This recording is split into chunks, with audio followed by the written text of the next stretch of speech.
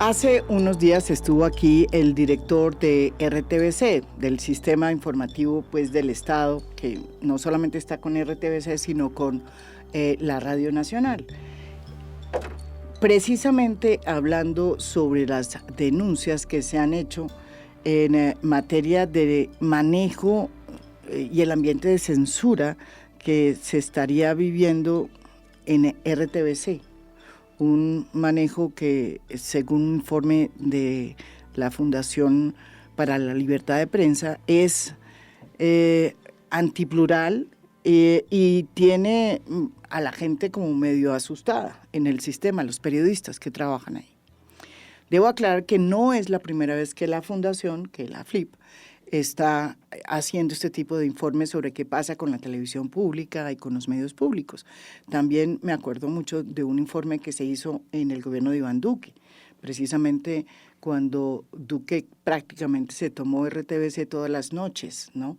Y a hacer su famoso programa de la pandemia, y se estableció cuánto era que costaba todo el andamiaje que se articuló para hacer ese tipo de programas, y el informe fue también muy duro. Hoy vamos a hablar sobre lo que dijo Holman Morris.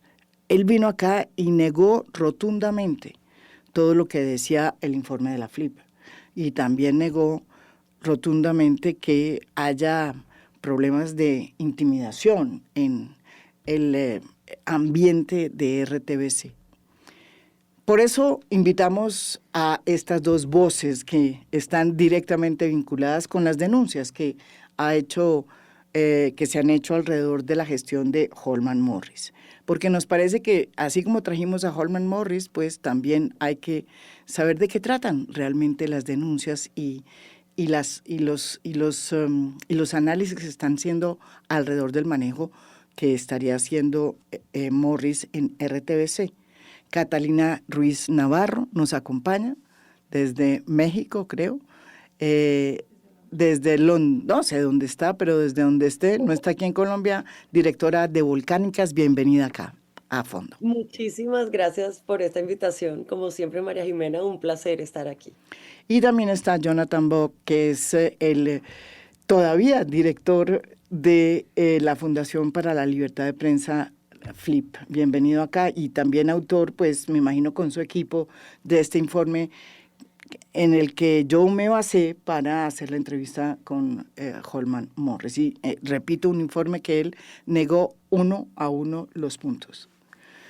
Gracias, María Jimena, un gusto estar acá, también con Catalina. A ver, yo quería comenzar por Jonathan. Ustedes sacan este informe, que es un informe muy duro. El título es El ambiente de censura y antipluralismo en RTBC bajo la dirección de Holman Morris. Dicen ustedes que crece ese ambiente, que tienen varios informes, varias fuentes que no pudieron descubrir por temor, que aseguran que hay una incidencia muy grande del director en todo. Aquí yo le pregunté eso a Holman Morris, dijo que él no se metía a hacer ese tipo de cosas, que él era el director de todo el sistema y que él no estaba pendiente de qué pasaba con las noticias. También me negó que hubiese llamado a algún director de medio. Ustedes sostienen que eso sí pasó, y que para forzar o por lo menos incidir en la manera como estaban informando sobre lo que pasaba en RTBC. Y también otra cosa que me negó es que no era cierto una de las denuncias que ustedes hacían, en el sentido de que él habría vetado la participación en RTBC de figuras públicas como Juanita Gobertus, Jennifer Pedraza, Carolina Sanín o Catherine Miranda. Me lo negó tajantemente. Adicional a eso, pues no, me negó todo. Me negó todo. Jonathan, ¿usted qué dice claramente sobre esta posición de Holman Morris? Pues yo, digamos, para partir la respuesta en dos. Lo primero es que las varias entrevistas que ha dado Holman en estos últimos días, refiriéndose al informe y a las denuncias que ahí están expresadas, yo las resumiría en que él está, por un lado, relativizando la realidad, que está minimizando todas estas voces que han estado denunciando personas que trabajan actualmente y que han trabajado en el último año durante la dirección de Holman y que pues no se les ha renovado el contrato. Entonces, y eso hago un paréntesis porque ha generado que más personas se nos acerquen a la fundación a decirnos que se sienten realmente indignadas porque se está negando lo que ellos están sufriendo ahí, ese ambiente de intimidación, esa autocensura permanente que hay en el canal. Entonces me parece que desafortunadamente Holman ha optado por una línea más táctica de negar, relativizar y no asumir las responsabilidades que él tiene como director, como funcionario público del sistema de medios nacionales. Entonces no ha abierto la puerta a enfrentar una situación real y lo único que él se termina excusando es diciendo que no hay pruebas, que a diferencia de Juan Pablo Vieri cuando pasó con Iván Duque, que en este caso no hay pruebas, entonces que todas las fuentes que están hablando bajo anonimato por el miedo que tienen, pues de alguna manera lo dejan entredicho como si fuera algún tipo de chisme o de denuncias sin fundamentos. Ustedes cuando hablan de su informe, que él efectivamente dice que no existe porque no es ni un informe, porque no trae ni una prueba, porque no trae ni una fuente con cara y con nombre, ustedes se sostienen que ese informe está hecho sobre la base de varias personas que han dicho, periodistas, que han ido a la fundación a decir, mire, nos pasó esto. Por ejemplo, en el caso específico de un artículo en un medio que después de que supuestamente Holman Morris llama al director de ese medio, ese artículo se suspende. Sí, lo que primero tenía es, que ver con la situación de RTBC. sí, lo primero es que digamos que nosotros tenemos un listado con 37 nombres de personas que se nos acercaron, que tenemos sus testimonios, que tenemos toda la información personal, tenemos los detalles de lo que nos han relatado. Que Holman quiera negar esto, pues es querer tapar la realidad también. Este es un trabajo que empezamos a hacer hace un año, cuando en ese periodo en el que estaba saliendo la exdirectora Nórida Rodríguez y en ese momento recibimos 17 casos entre la transición de Nórida y Holman. Y de esos 17 casos mandamos un informe, evidentemente sin los nombres de las personas, a RTBC, poniéndolos en conocimiento de que esta situación, en una respuesta que nos da Holman de abril del año pasado, nos dice que en 3 párrafos que él agradece las preocupaciones que tenemos y que todos los canales internos están abiertos para solucionar esos problemas. Enviamos esto también a la CRC para que la CRC pudiera iniciar una investigación, que eso lo mencionamos también en el comunicado que sacamos.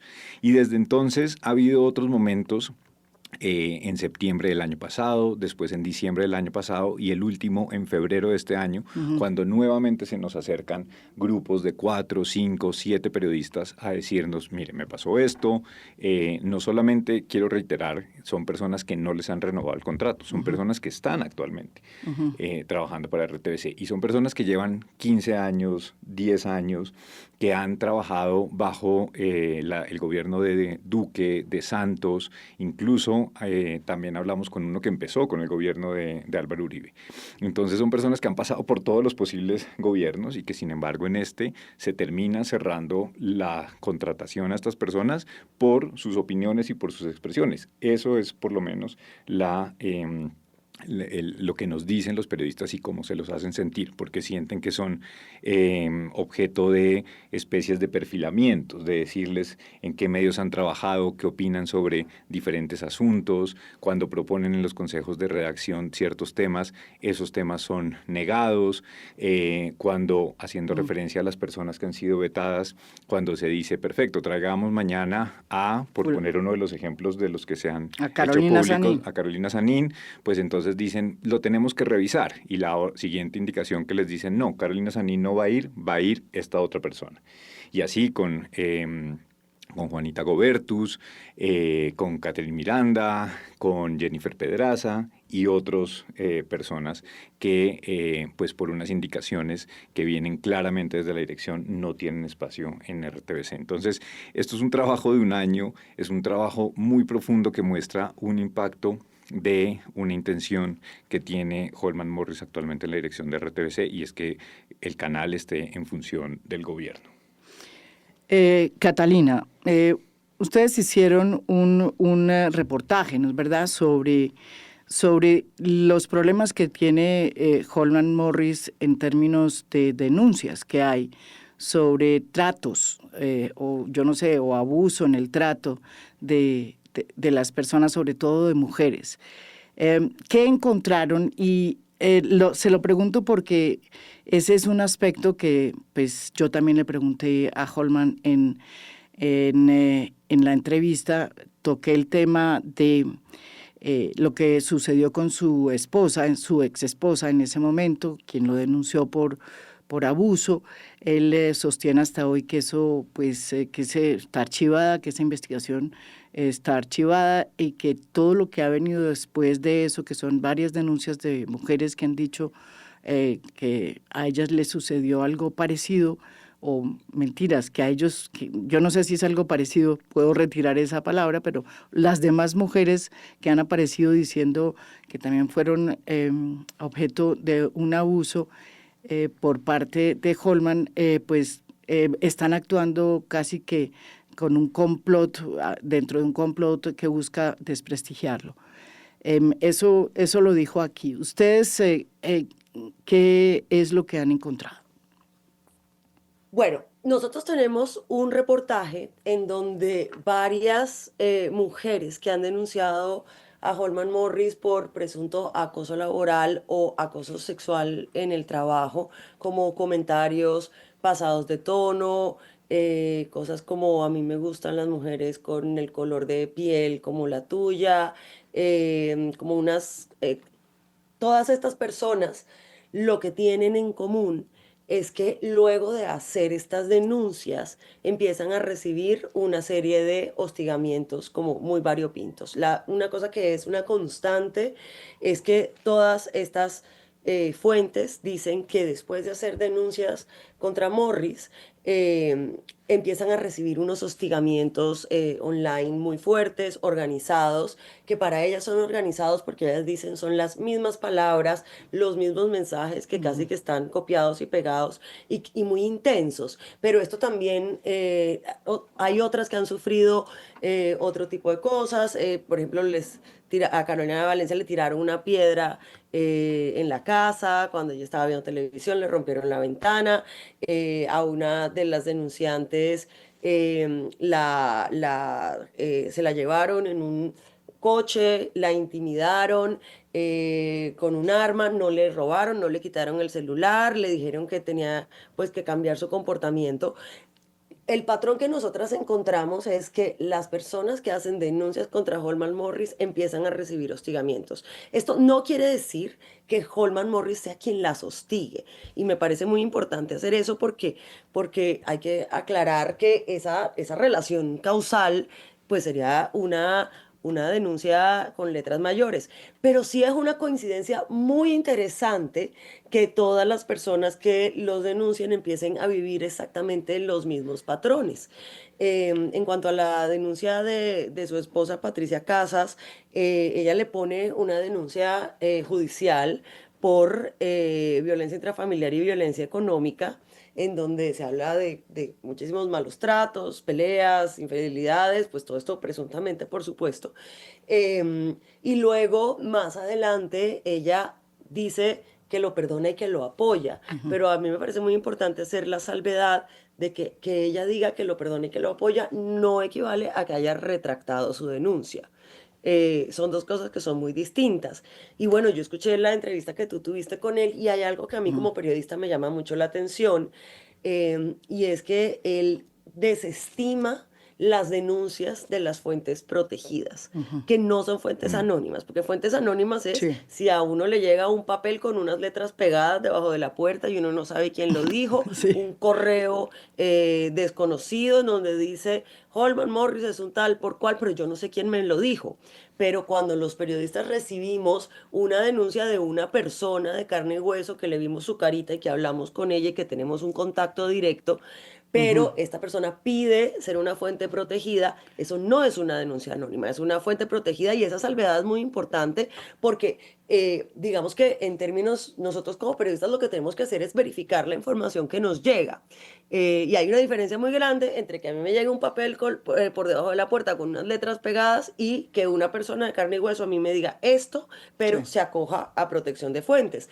Y me llama mucho la atención que él, como periodista, diga que una denuncia no es válida cuando se está haciendo bajo la figura de protección de fuentes, porque yo estoy segura que en la larga carrera periodística que tiene Morris, muchísimas veces recibió denuncias de fuentes protegidas y esas sí le parecían que eran pertinentes.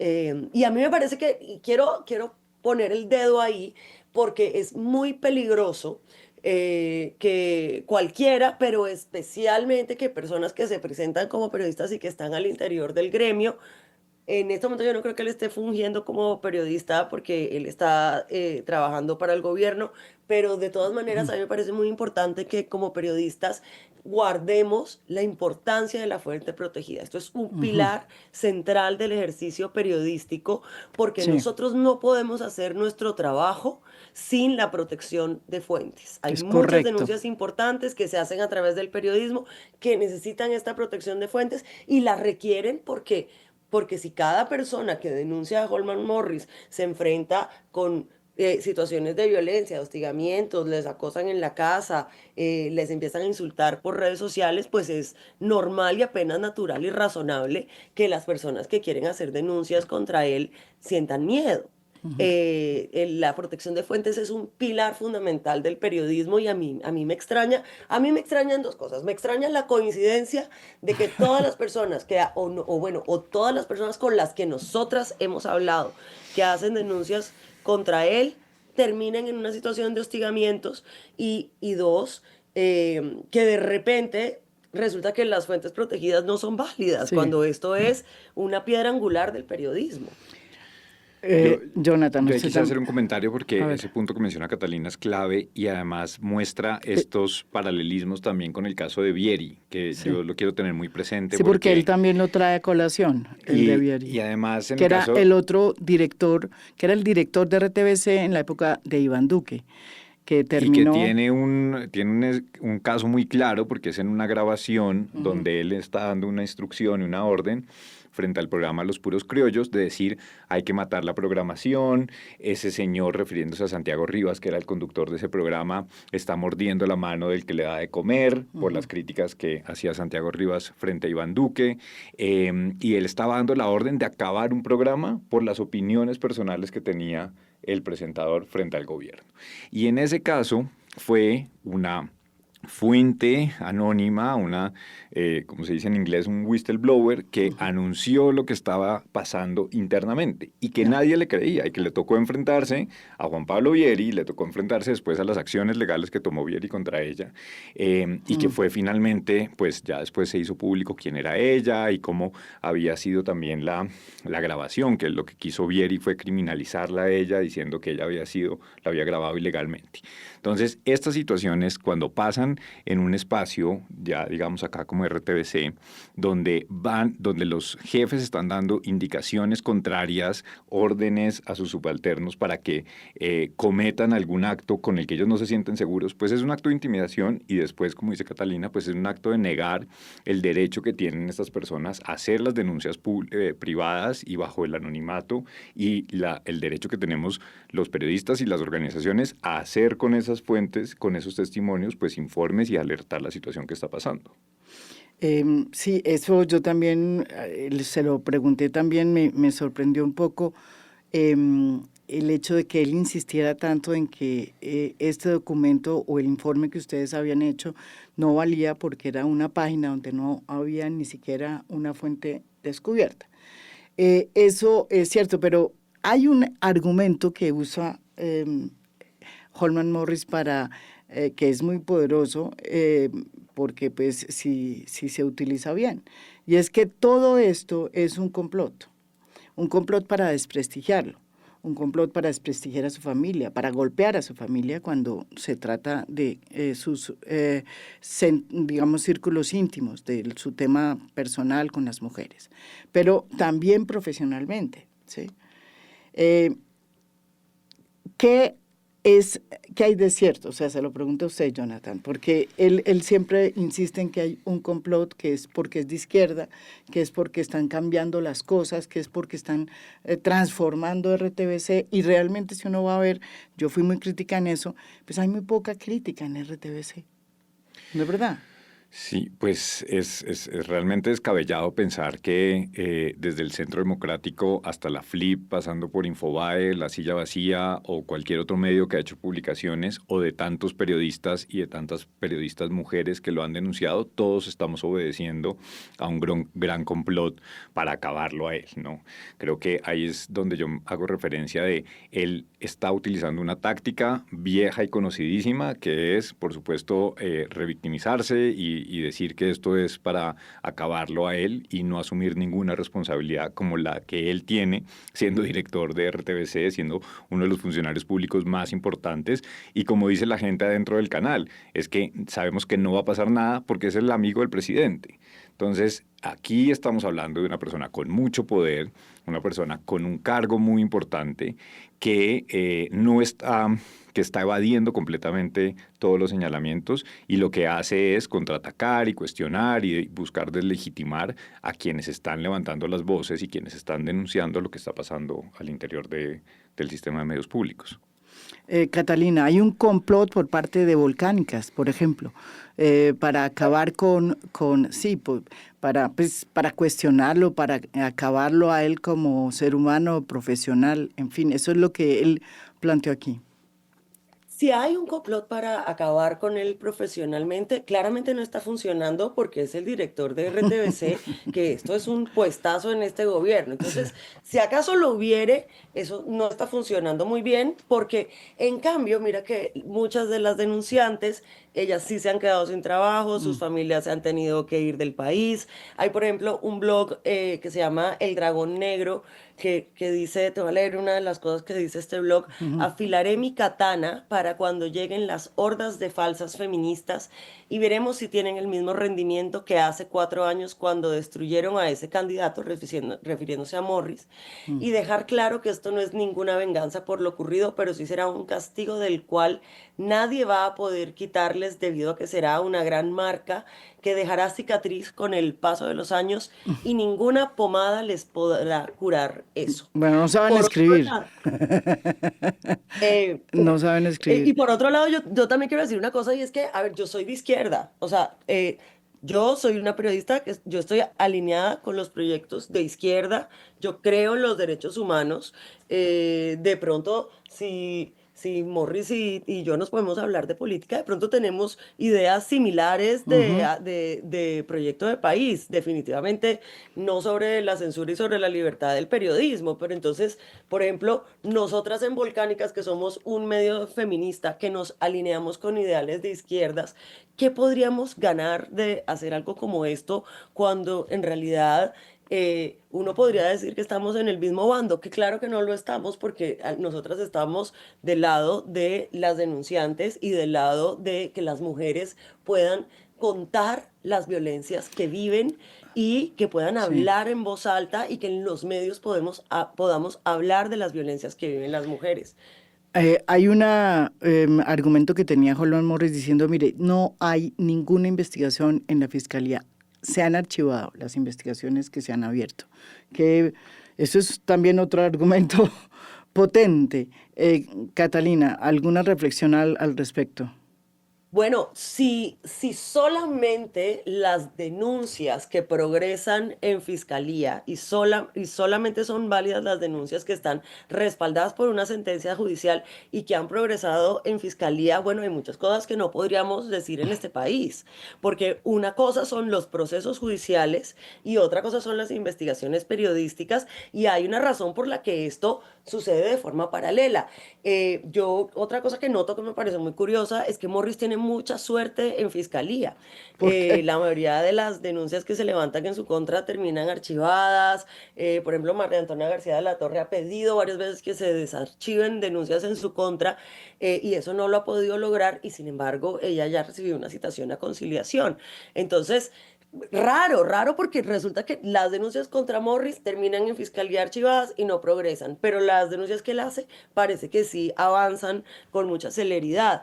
Eso digamos que es una buena suerte, muy buena estrella, pero como sea, o sea, si esto que él está diciendo es cierto, pues es totalmente contrafáctico con lo que está pasando en la realidad, porque aquí las que se quedan sin trabajo, las que se tienen que mudar del país, las que están sufriendo episodios de depresión, ansiedad, las que están viviendo hostigamientos y violencias en su contra, han sido las denunciantes. Y yo no veo cómo estamos alineadas las personas que hemos hecho coberturas de estas situaciones. Eh, entonces, co- de verdad, a mí me parece que es una cosa muy sorprendente. Pero además, a mí me parece muy importante decir que la verdad periodística es no es la verdad distinta. judicial. O sea, los Claro, son Mm. periodistas dos. tenemos que Mm, poder hacer mm. investigaciones en este país. Por ejemplo, hay un montón de investigaciones contra el paramilitarismo que se han hecho en este país, y estoy segura que si nos podemos a mirar el grueso del trabajo de Morris, Tiene hay un que montón ver. de cosas que él probablemente dijo como periodistas que no están avaladas por una sentencia judicial y que no han sido avaladas por fiscalía. El papel del periodismo también está ahí para hacer una Sí.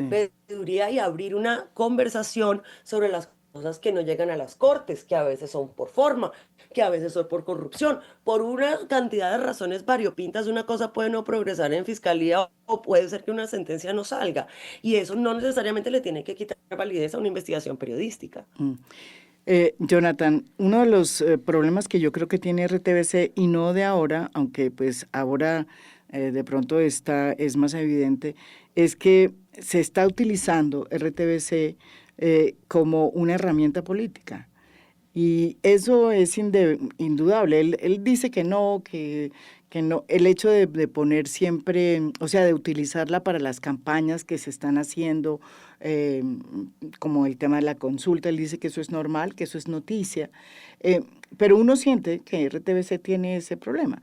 Eh, para la libertad de expresión, ¿eso qué significa? Yo creo que ese es el punto central también si sacamos por un momento a Holman Morris de la ecuación y Mm, vemos cuál es el problema que se está generando. Digamos, por un lado, la incapacidad que hemos tenido, digamos, a nivel país de dar la discusión sobre los medios públicos, mm, con qué objetivo, ¿no? Me refiero sobre todo recientemente, donde pues se ve cada vez más como que estos canales, no solamente RTBC, sino todos los canales regionales, son utilizados según los intereses del mandatario de turno, bien sea el gobernador, el alcalde, o pues en este sí. caso el presidente o el gobierno. Y creo que cuando se van corriendo todas las líneas y cuando precisamente se pierde cualquier mirada clara de cuál es el valor que tiene un sistema de medios públicos dentro de un ecosistema informativo, y por el contrario lo que se ve es que se utiliza descaradamente para hacer política o para posicionar agendas afines a un gobierno, pues lo que estamos es casi que ante el requiem del sistema de medios públicos, porque muy probablemente candidatos o el próximo gobierno pueda decir hay que acabar con RTBC porque esto es un foco de solamente malversación de fondos donde no sirve, y pues lo puede hacer también como con un ánimo un poco populista tomar este tipo de medidas porque se está perdiendo en el debate nacional cuál es el valor que da el sistema de medios públicos. Y creo que eso es sobre todo el llamado que debería despertarse en otras instituciones Mm, para entender que hay que entrar a actuar en defensa del sistema de medios públicos y que lo que está haciendo esta dirección, pero como digo que se ve en otros canales regionales también, pues es sumamente grave y es Claro. como perderle ese objetivo principal que tienen los medios públicos. Sacó hace poco una investigación, publicó una investigación El Espectador interesante sobre como el universo de los, ¿cómo se llama eso? De las personas que trabajan en las redes para difundir la información del gobierno, digámoslo así. Y apareció entre los contratos con RTBC, de estos personajes que se dedican a difundir en las redes el mensaje del gobierno y no siempre de muy buenas formas. Es curioso también eso que está pasando, ¿no? RTBC contratando a personas que no tienen nada que ver específicamente con el sistema, pero que difunden Mm. mensajes en las redes. Y sobre esa discusión hay un punto que debería también marcar el debate y es la transparencia. Aquí no podemos dejar de ver que cuando se trata de contratos públicos, estos tienen que ser claros, evidentes, se tienen que mostrar porque pues es muy difícil que si yo estoy siguiendo a una persona a la que le creo, que me gusta cómo hace su información, que está constantemente hablando, pues si yo no sé si le está pagando el alcalde, el gobernador o RTBC o el que sea del Estado y si eso lo está haciendo por contrato o lo está haciendo por voluntad y por sus opiniones personales. Entonces, en toda esta discusión, que me parece que es interesante porque es también cómo está cambiando todo el ecosistema mediático de los nuevos actores que son actores válidos cuando están entregando información, pero que se tienen que sujetar también a unas reglas básicas como es la transparencia y para saber desde qué orilla están hablando y desde qué orilla están dando sus opiniones. Y creo que ese es uno de los puntos más oscuros en ese debate y que las personas que están con contratos sienten que no tienen que, con contratos del Estado, sienten que no tienen que hacer así de claros y que ellos pueden seguir opinando, pues evadiendo un poco digamos, esa realidad de que tienen un contrato con el Estado. Catalina, usted ha dicho que es cierto que la investigación periodística va por un lado y que la investigación, digamos, judicial va por el otro. En, ¿Es la primera vez que ustedes hacen una investigación eh, alrededor de lo que está sucediendo con Holman Morris, que es hoy una persona muy importante dentro del gobierno? ¿Es la primera vez que se meten a hacer este tipo de investigaciones y sienten de alguna manera el poder que significa estar en RTBC? ¿O porque yo he visto sus investigaciones no siempre son de personas que estén dentro del gobierno? En esta ocasión sí se metieron con una persona que tiene poder en este gobierno. Y se lo pregunto porque yo le decía a Holman en la entrevista, es que usted ahora tiene poder, usted ahora no es periodista, usted es el director de RTBC. No, no, no, Jimé, nosotros somos periodistas. Resulta que es muy distinto ser director de RTBC a ejercer el periodismo independiente. Catalina. Hay una cosa que a mí me gustaría señalar y es que es bastante fácil darse cuenta cuando hay una campaña de hostigamiento en línea que es orquestada y coordinada y cuando es orgánica. Ujú. Porque cuando es orgánica tenemos unas personas que espontáneamente salieron a decir algo y no van a estar diciendo exactamente lo mismo de la misma manera, a la misma hora, de forma masiva.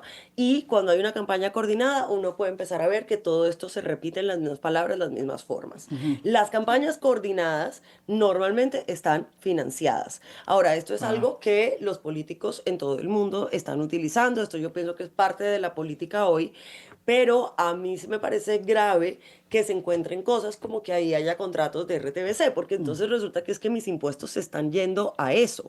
Que un político con la plata de su campaña y de sus donantes, lo que quieras, decida hacer ese tipo de campañas, bueno, a mí no me parece ético, pero esa soy yo. Ujú. Pero a mí sí me parece muy preocupante que se esté utilizando los fondos públicos para hacer campañas que podrían ser campañas de desinformación.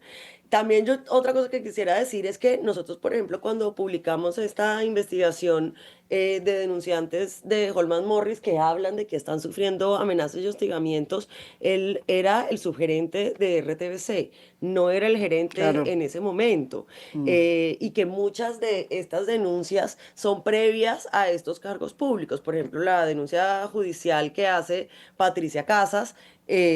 Pues Era eso es viejísimo, o sea, viejísimo, sí, no tiene nada que ver con esto ahora cierto. estábamos en una época en que ni nos imaginábamos que Petro podía ser presidente y que Holman pudiera llegar a un cargo como este.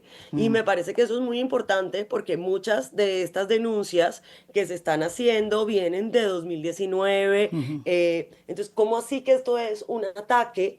Porque él está siendo parte del gobierno cuando aquí hay denuncias desde antes Antes, siquiera de sí. que alguien pudiera soñar con que Petro fuera a llegar a la presidencia. Mm. Entonces eso también es como que muy raro. Viajaron en el tiempo y empezaron a hacer esa campaña de desprestigio desde antes de que llegaran a estos cargos públicos. Pues a mí me parece que todas estas cosas que él está firmando son cosas muy raras. Entonces, yo creo que esa salvedad la tenemos que hacer creo también que, o sea, no está mal que, o sea, hay veces que una denuncia judicial no progresa por muchísimas razones, porque hay vencimiento de términos, porque hay problemas de forma, porque muchas cosas, pero uno no puede invalidar una investigación periodística porque no se llegó a la misma conclusión por la vía judicial. Esto es, pienso que sobre todo, a mí me parece que uno de los mejores casos aquí es el paramilitarismo. El periodismo colombiano ha denunciado el paramilitarismo en Colombia una y otra vez y la gran mayoría de esas denuncias por paramilitarismo, que por supuesto no es este el caso, no necesariamente tienen unos procesos judiciales que hayan progresado en fiscalía. Eso no las hace menos válidas, No, tienen una pues validez le pongo distinta, otro caso. periodística. Le pongo otro Sí, caso, Odebrecht. Los Mm, periodistas exacto. hicimos mucho más en investigar ese escándalo que la fiscalía. que la fiscalía. Y la Y si el fiscalía único estándar es la fiscalía, entonces, ¿para qué el periodismo? hizo Eh, lo que no, o sea, puso presos a los que nunca recibieron ni una coima ni la ordenaron. O sea, en Hay fin, unos, sí, en hay unos eso sistemas la de poder lección y está creo que, o sea, aprendida. es muy peligroso que empecemos a decir que algo no se puede decir en una investigación periodística si no está refrendado por un proceso judicial o por un proceso en fiscalía. Porque si entonces lo que se hace en una investigación periodística no tiene validez, si la fiscalía no dice lo mismo, entonces, ¿qué estamos haciendo? Porque el periodismo también tiene que investigar a la fiscalía y el periodismo también está haciendo Claro. veeduría de todos esos procesos judiciales. Si esto va a ser así, pues entonces nos están dejando sin piso nuestro trabajo. Y lo que te digo, aquí hay unas denuncias por presunto acoso sexual, por presunta violencia, acoso laboral, sobre todo es como las más persistentes, que datan desde antes de que siquiera en este país nos pudiéramos imaginar que íbamos a tener un presidente de izquierda. Bueno, pero ese es el problema, pensando que había todo eso y Gustavo Petro nombra a Holman Morris director de RTBC. Primero lo nombra subdirector y de ahora RTBC y desde luego pues toda esta carga que venía de atrás está muy presente y eso ha desatado una serie de críticas dentro del mundo feminista. De hecho, de eso es testigo Catalina, pero también levanta toda suerte de alarmas en materia de el manejo que se le puede dar a RTBC. ¿Usted diría que hoy, Jonathan, el manejo que se le está dando a RTBC es mucho más político que el que había, no sé, en la época de Duque, que yo creo que fue un presidente que lo utilizó mucho, ¿no es verdad? Duque Mm. utilizó RTBC de manera así absurda para sus propios beneficios, aprovechando la pandemia. Sí, yo le hacía esa misma pregunta a algunos de los periodistas de RTBC que han hablado con nosotros y ellos nos dijeron, Juan Pablo Vieri estuvo escasamente 4 meses, Holman lleva un año. Entonces el daño que se termina generando pues es por supuesto, más prolongado. Ya estamos además casi que mirando el ocaso de este gobierno y seguramente no vaya a haber ningún cambio en la dirección que lleve a otro estado diferente No del creo. canal, ¿no? Entonces, pues vamos a estar todavía un año más o bajo la misma dirección de Holman o en un limbo que va a, seguramente, pues no va a cambiar mucho el cómo se está manejando el canal. Entonces, yo creo que no se trata necesariamente de comparar dónde ha estado peor. Iván Duque, como lo denunciamos en su momento, tuvo unas prácticas que iban en contra también de ese pluralismo y la libertad de prensa, como en el episodio de Vieri, pero también tuvo otros momentos en los que pues contrató a una empresa para que perfilara A los a los periodistas. periodistas y a las personas que opinaban en redes sociales, y pues se gastó una millonada en también publicidad oficial para que su gestión se viera más bonita de la que podíamos ver el resto de los colombianos, ¿no? Y entonces pues estamos en el mismo escenario, gasto público para hacerse un autobombo de los gobernantes, una utilización del sistema de medios públicos para fines políticos y pues otras tácticas que van para presionar a medios, directores, editores para que pues tengan una línea más afín a sus gobiernos o para que censuren algunos artículos. Entonces, pues no son unas prácticas muy diferentes de un gobierno a otro, y lo que pues hay que plantear es que sí, que la autocensura y la censura pues no deben ser permitidas y toleradas, Claro. y menos en un espacio de un sistema de medios públicos. De televisión pública. Bueno, muchísimas gracias. Este ha sido como un espacio que yo quería tener precisamente porque pues vino aquí Holman Morris y inmediatamente muchas de sus presuntas víctimas o como se les llame me contactaron. Entonces también me parece que hay que darle voz a los que denunciaron, ¿verdad? Ujú. Y les agradezco. A ver. Yo quería decir una cosa pequeña y es que hay un mensaje que es muy preocupante y es que RTBC es un medio que ha tenido varias denuncias por presunto acoso sexual de personas al interior de RTBC desde antes de que llegara Holman Morris. O sea, hay un problema ahí que se ha denunciado. ¿Y cuál es el mensaje que se está mandando a todas esas víctimas que hicieron esas denuncias cuando una persona que también tiene denuncias por presunto acoso y por presunta violencia de género llega a la dirección? A mí me parece que esto es muy importante cuando estamos hablando de medios públicos, porque si hay unos medios públicos que tienen que poner en el centro los derechos humanos, son precisamente los medios públicos porque porque hay una constitución, porque esto está sucediendo con nuestros impuestos. Y es un mensaje muy descorazonador el que se manda a todas las víctimas de Colombia, que si hay denuncias como estas en el sistema de medios públicos, llegue a la cabeza de los medios públicos una persona que también carga con el mismo peso de esas denuncias. Presuntas, nosotras no estamos aquí para decir que esto es cierto, que no es cierto, pero es un mensaje que se está mandando a toda la población y que es muy decepcionante y muy descorazonador para las mujeres en Colombia. Estamos totalmente de acuerdo, eso es una verdad.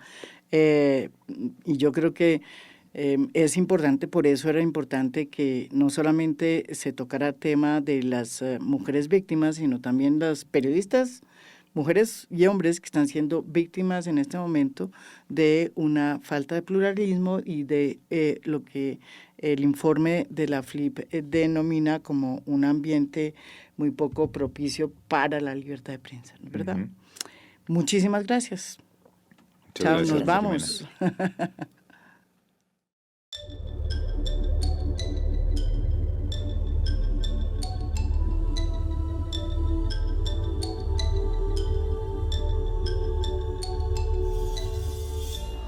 A Fondo es un podcast producido por Mafialand. Producción general, Beatriz Acevedo. Producción de audio, Daniel Chávez Mora. Música original del maestro Óscar Acevedo. Nos pueden escuchar también en mi canal de YouTube. Gracias por escuchar. Soy María Jimena Duzán.